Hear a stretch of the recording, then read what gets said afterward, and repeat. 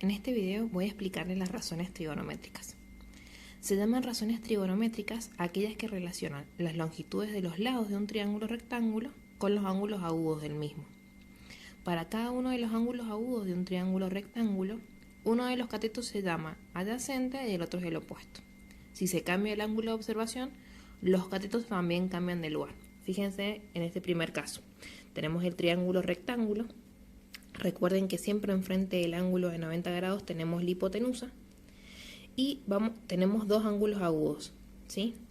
En este caso el ángulo alfa que tenemos acá nos va a determinar cuál va a ser el cateto adyacente y cuál va a ser el opuesto. Si trabajamos con el ángulo alfa, el cateto que forma el ángulo, ¿sí? Este cateto que tenemos acá se va a llamar adyacente y el cateto que está enfrente a este ángulo se va a llamar opuesto.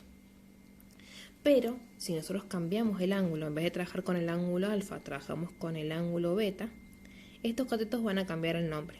La hipotenusa siempre va a seguir siendo la misma, pero ahora este va a ser el cateto adyacente y este que está enfrente del ángulo beta va a ser el cateto opuesto. Eso tienen que tener en cuenta que cuando cambiamos el ángulo, el cateto cambia, ¿sí?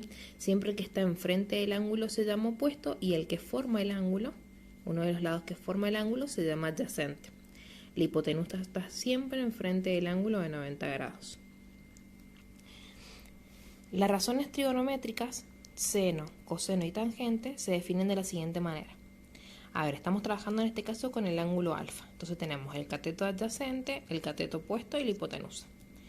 La fórmula, ¿sí?, para el seno de alfa, la razón trigonométrica del seno de alfa es cateto opuesto dividido hipotenusa. Siempre el seno es cateto opuesto dividido hipotenusa. El coseno del ángulo alfa en este caso, o del ángulo con el que estemos trabajando, es cateto adyacente dividido hipotenusa.